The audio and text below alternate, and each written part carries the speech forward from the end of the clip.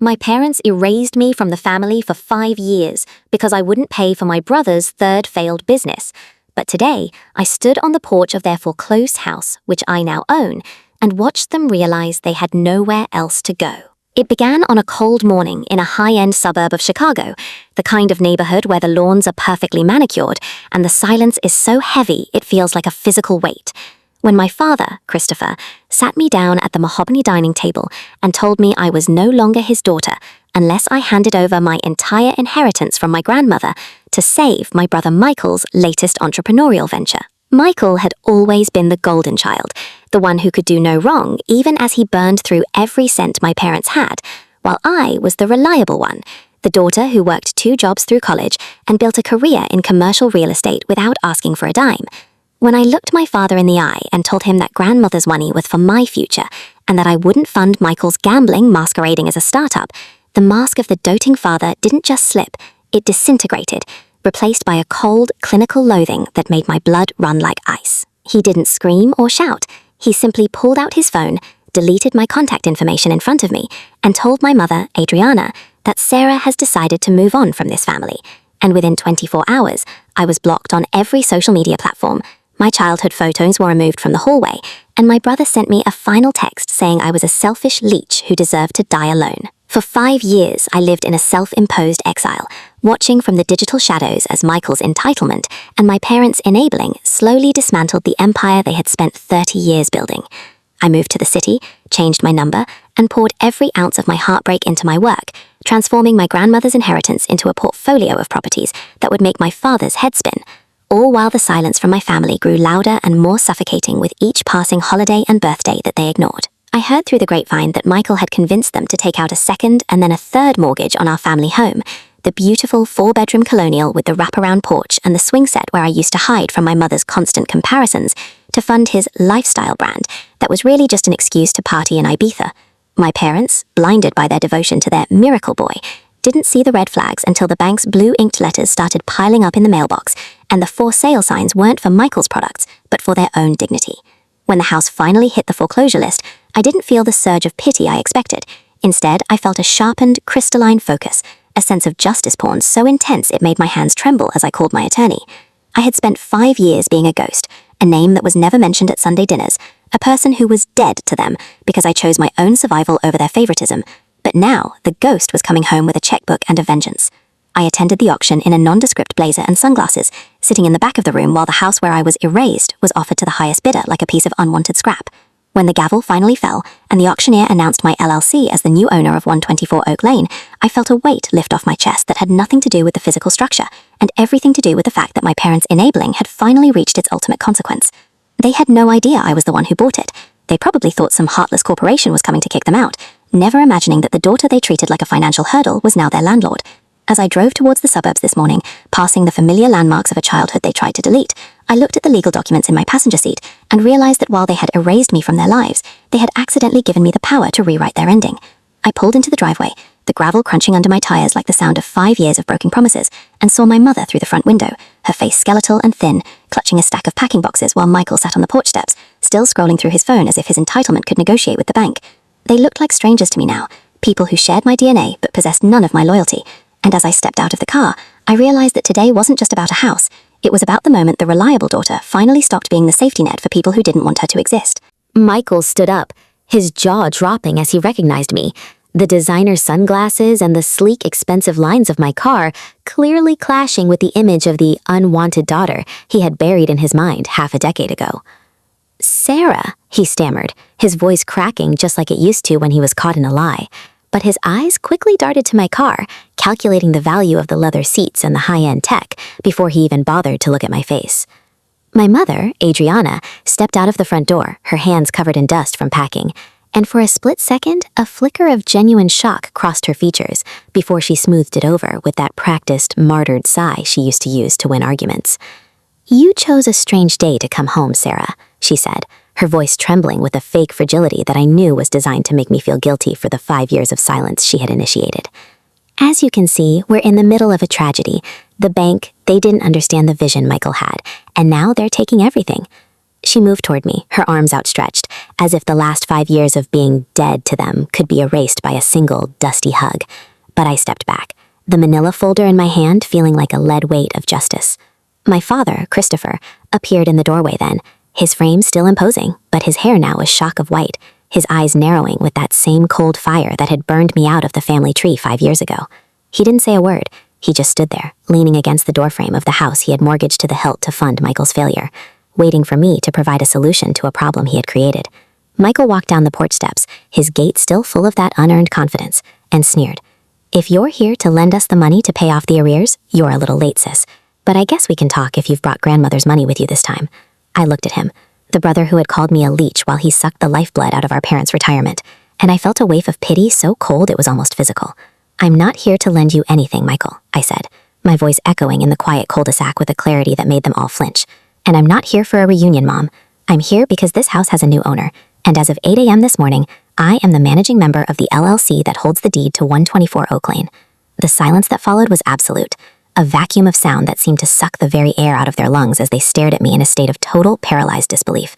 My mother's hands dropped to her sides, her mouth opening and closing like a landed fish, while my father's face turned a mottled, angry purple, his fingers gripping the doorframe so hard his knuckles went white.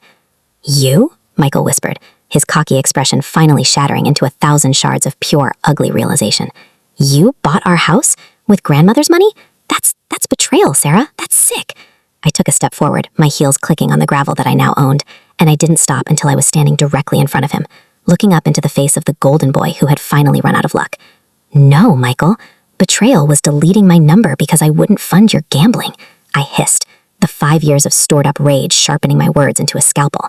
"Sick is watching your parents lose their home because you were too arrogant to get a real job. I didn't buy this house to save you. I bought it to ensure that the people who erased me finally understood what it feels like to have no place in this family's future." My father finally spoke, his voice a low, dangerous rumble that used to make me tremble as a child, but now it just sounded like the desperate bark of a caged animal. "You think you can just walk in here and kick us out of our own house, Sarah, after everything we did for you?" I pulled the eviction notice from my folder, a crisp, white document with the court's official seal, and I held it out to him, my hand as steady as a surgeon's. "This isn't your home anymore, Dad. You stopped paying for it 18 months ago, and you stopped being my family 5 years ago. According to the bank, you're currently trespassing on my private property. And while I could have the sheriff here in 20 minutes to drag you and Michael out in front of the neighbors you've been lying to, I've decided to be more reliable than you ever were." I looked past them, into the hallway, seeing the silhouettes of the childhood photos they had taken down, the empty spaces on the walls where my life used to be documented. And I realized that I didn't want their apologies, and I didn't want their love. I wanted them to see the woman they thought they could destroy. "You have 24 hours, I announced, my voice devoid of any warmth. "Pack whatever Michael hasn't sold yet, and find a motel. If you're still here when the sun comes up on Wednesday, the locks will be changed, and your belongings will be sitting on the curb for the garbage truck." This was the house where I was erased, and now I'm the one who's clearing the slate. My mother started to sob, a real, ragged sound of terror this time. But as I turned back toward my car, I didn't feel a single drop of guilt. I just felt the sun warming my skin, and the absolute crushing power of the truth. The 24-hour countdown began like a slow-motion car crash, and as I walked past my father into the foyer, the air in my childhood home felt stale, smelling of unwashed dishes and the heavy, cloying scent of the cheap incense Michael used to hide the fact that he was smoking in his room again. I didn't take off my shoes. I wanted the sound of my heels on the hardwood, the floorboards I used to polish until my knees bled while Michael played video games, to remind them that the power dynamic had shifted permanently. My mother was still wailing in the kitchen, a sound that used to make me run for a tissue and an apology, but now it just sounded like white noise against the backdrop of my own liberation. Michael followed me like a stray dog, his eyes darting from my designer watch to the legal folder I was gripping, his voice dropping into that wheedling, manipulative tone he reserved for when he wanted a small loan that he never intended to repay. "Sarah, come on, be reasonable," he whispered, casting a nervous glance toward our father, who was slumped in his recliner like a fallen king. "You have millions, we all know it. Why would you humiliate Mum and Dad like this? Just pay off the bank, put the house in your name if you have to, but let us stay. I have a massive deal closing in 3 weeks that will cover everything. I just need a little runway." I stopped in front of the height chart markings on the pantry door, the ones where my name stopped being recorded when I was 16, while Michael's continued until he was 21, and I looked him dead in the eyes, seeing nothing but the same hollow greed that had consumed our parents' life savings. "The only runway you're getting, Michael, is the driveway leading out of this property," I said, my voice as cold and sharp as a surgical blade. "I've watched you for 5 years from the outside, watching you convince Dad to liquidate his 401k and Mum to sell her jewelry just so you could project success on Instagram. And the most satisfying part of owning this house is knowing that I am finally the one who gets to say no to you." My father let out a ragged, bitter laugh from the living room, his voice sounding like gravel grinding together. "You've become a monster, Sarah," he spat, not looking up from the floor. "Grandmother would be ashamed of what you've done with her money. She wanted you to support your family, not use it as a weapon to make us homeless." The entitlement was staggering, a physical weight in the room, but I just pulled out my phone and started taking time-stamped photos of the damage Michael had done to the walls and the stained carpets, documenting the neglect for the upcoming renovation. "Grandmother wanted me to have a future, Dad," I countered. "A future you tried to delete because I wouldn't let you throw her hard-earned legacy into Michael's bottomless pit. You didn't just erase me for 5 years, you tried to bury me so you wouldn't have to look at the daughter who actually succeeded while your golden boy was failing at everything except being a parasite." I walked upstairs to my old bedroom, finding it filled with Michael's inventory, boxes of cheap, branded hoodies and broken electronics that smelled of mildew, and I realized that they hadn't just lost the house, they had turned it into a tomb for their own pride. I heard my mother's footsteps on the stairs, her sobbing turning into a frantic, desperate plea as she cornered me in the hallway, grabbing my arm with hands that felt thin and brittle. "Sarah, please, your father is sick, he can't handle a move right now, and the neighbors, what will they think if they see us loading a U-Haul in the middle of the night?" She was still worried about the colony and the suburban optics, even as her world was collapsing. I gently but firmly removed her hand from my sleeve, looking at the empty spaces on the walls where my graduation photos used to hang before they were replaced by Michael's Businessman of the Year plaque from a fake online award he'd bought for himself. "You should have thought about the neighbors when you let the lawn die and the bank letters pile up, Mum," I told her, feeling a strange sense of closure as I realized I no longer felt the need to fix her mistakes. "You have until tomorrow morning to decide what's worth keeping. Anything left behind, the furniture, Michael's junk, even your golden child trophies, is going into a dumpster that I've already scheduled for 9 a.m. I walked back down the stairs, leaving her standing in the hallway of a house she no longer owned, and as I stepped back out into the Chicago sun, I felt a surge of justice porn, so pure it was better than any profit margin I'd ever cleared. They had 5 years to find me, 5 years to apologize, 5 years to be a family, but they only cared about my existence when they realized I was the only person left with the keys to their survival.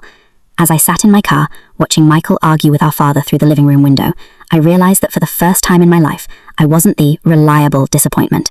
I was the architect of my own destiny, and the house where I was erased was finally going to be the place where I built something that actually mattered. The sun rose on Wednesday morning with a cold, mocking brilliance, casting long shadows across the driveway, where a massive, industrial-sized dumpster was dropped with a bone-jarring metallic clank at exactly 9:01 a.m. I stood on the sidewalk, a thermal cup of expensive black coffee in my hand, watching as the waste management crew began the process of clinical erasure that my parents had initiated against me 5 years ago. The front door of the house swung open, and Michael practically stumbled out, his hair disheveled and his face swollen from what I assumed was a night of frantic, fruitless searching for a miracle that never came. He looked at the dumpster, then at the 2 men in neon vests heading toward the porch, and then finally at me, his eyes wide with a manic, cornered desperation. "Sarah, stop this! They're taking the leather sofa! Dad's recliner is still in there!" he shrieked, his voice cracking as he tried to block the path of the movers I had hired to clear the abandoned property.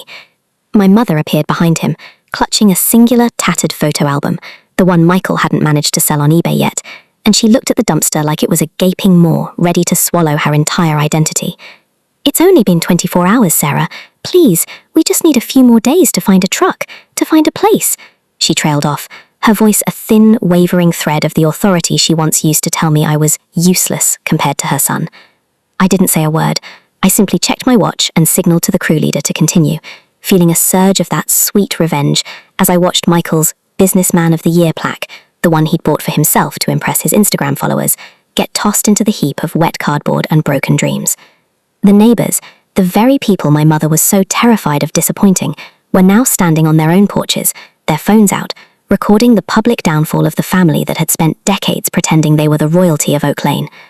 My father finally emerged, leaning heavily on a cane I didn't recognize, and for the first time in 5 years, he actually looked at me, not as a bank account or a hurdle, but as a person he no longer understood. "You really hate us this much?" he rasped, the sound of his voice like dry leaves skittering across the pavement. I took a slow, deliberate sip of my coffee, letting the heat ground me, before stepping into his personal space. The scent of my success, expensive perfume and clinical detachment, obliterating the smell of neglect that clung to him.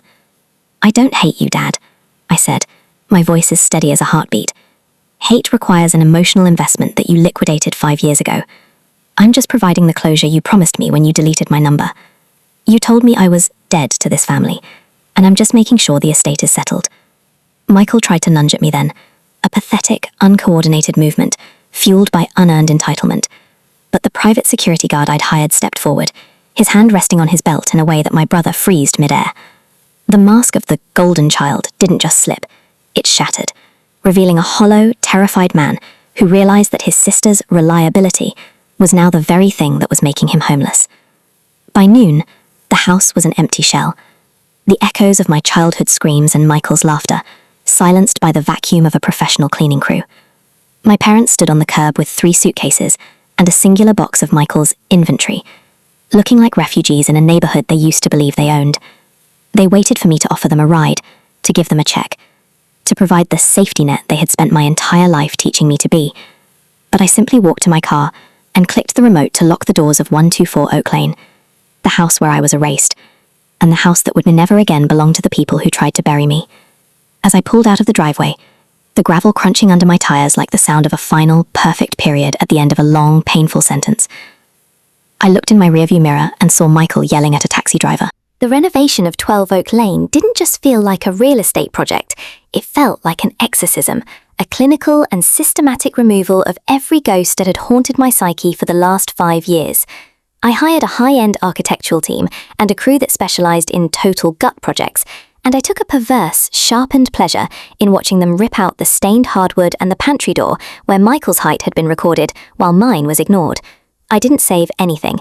I didn't want a single splinter of the home that had housed my erasure to remain, so I transformed the colonial structure into a sleek, modern masterpiece of glass and steel, a house that projected the same cold, successful detachment that I had used to survive. While the house was being reborn, I watched from a distance as my parents' and Michael's lives continued their inevitable downward spiral. Without my grandmother's inheritance or my reliable paycheck to bridge the gap between Michael's delusions and reality, they were forced into a cramped 2-bedroom apartment in a part of the city they used to look down on. I heard through mutual acquaintances that Michael tried to launch a 4th business, a digital real estate venture that was really just another pyramid scheme, but without the suburban colonial house to use as a backdrop for his fake success, even his most loyal Instagram bots stopped engaging.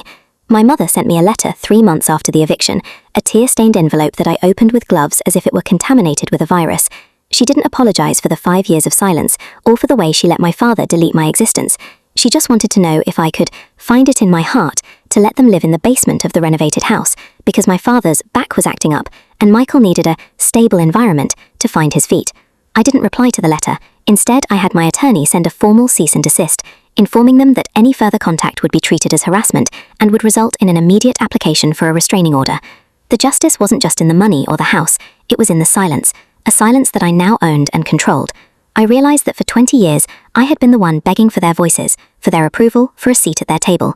But now I was the one who decided that the table was closed. My career in commercial real estate continued to explode. My portfolio now included 3 more foreclosed properties in that same high-end suburb, properties I specifically bought to keep the golden child cycle from ever taking root in my community again. On the 1-year anniversary of the eviction, I stood on the balcony of my new city loft, looking out at the Chicago skyline while holding a glass of the vintage wine my father used to save for Michael's birthdays. I felt a profound, crystalline peace, a realization that being erased was the greatest gift they ever gave me, because it forced me to build a life that didn't rely on the whims of toxic people who shared my DNA. I am no longer the daughter who was discarded. I am the woman who bought the wreckage and built an empire on top of it. I spend my holidays with the family I chose, my best friend Elena, my mentor Gage, and the people who saw my value when I had nothing but a storage unit and a server's apron. My parents and Michael are now just a cautionary tale I tell myself when I feel the urge to be too reliable for people who don't deserve my strength. They wanted me to be their safety net, but I became their ceiling. And as I look at the legal deed to the house where I was once erased, I know with absolute certainty that I am the only one who gets to write the final chapter of my legacy. The truth didn't just set me free, it gave me the keys to the kingdom they lost. And as I silenced my phone to enjoy the sunset, I realized that the best revenge isn't a house or a bank account. It's the fact that I no longer care if they know I exist. That's my read on it. I already know some of you are shaking your head right now. Tell me why in the comments. I want to see every angle.